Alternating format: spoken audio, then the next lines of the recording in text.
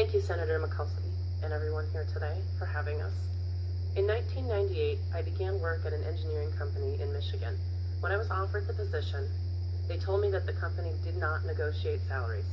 I took the job and worked there for 5 years as a design supervisor. I managed several other workers, mostly males, and I always received glowing reviews. My company, an automotive supplier, was forced into bankruptcy in 2003. Not only was I out of a job, but the employees of the company had to go through bankruptcy court to get our final paycheck and back vacation pay. I signed up to receive updates about the court's list of claims and was stunned by what I found. All of the men I had been supervising while at the company were paid more than me. It was heartbreaking, it was embarrassing, and it was infuriating, and it will affect me and my pay for the rest of my life.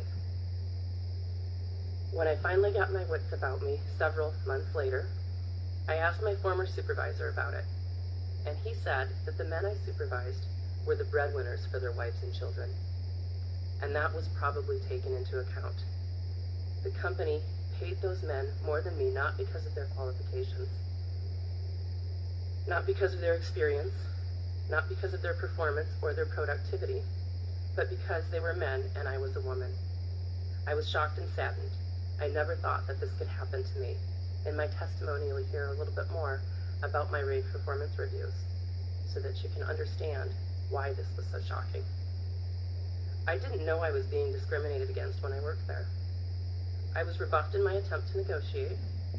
I received rave performance reviews. What more could I have done? You can't fight back when you're not privy to the rules, and you can't negotiate your way around this kind of discrimination. What happened to me is happening across the country, and that's why we need the Senate to pass the Paycheck Fairness Act. We're more than 50 years past the passage of the Equal Pay Act of 1963, and still dealing with a sizable pay gap. This clearly points to the fact that the current law is not strong enough to get the job done. It's well overdue for a makeover. Our economy has changed, family structures have changed, and working women have changed. It's time for the pay gap to finally change as well.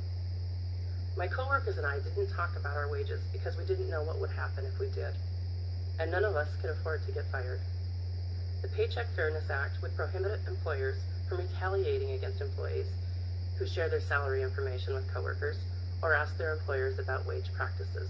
I think this is very important. Workers, and especially women, need this protection. The American Association of University Women did research that drilled down beyond the infamous 77% stat. They found that women just 1 year out of college, working full-time, were paid on average just 82% of their male counterparts. Even after controlling for factors commonly understood to affect earnings, the gap remains, even amongst those with the same major working in the same occupation. In fact, about 1/3 of the pay gap remains unexplained. This gap begins early in women's careers and is even larger for mothers and women of color. I've lost more than $10,000 in pay and retirement benefits. That's money lost directly to gender-based pay discrimination. What could I have done with this money? I might have lowered the refinancing on my house. I know I would have been able to pay the copay for my husband's heart surgery out of savings rather than using a credit card. Or I might be able to help my parents and my in-laws as they start their journey into retirement. Given the landscape, women cannot close the pay gap by ourselves. We need policymakers to do their part. Ensuring that the protections and technical assistance of the Paycheck Fairness Act are there to help both employees and employers work together towards a more equitable workplace. No one should have to go through what I've gone through. No one. For the women and the families that you represent, I urge you to pass the Paycheck Fairness Act without delay. Thank you.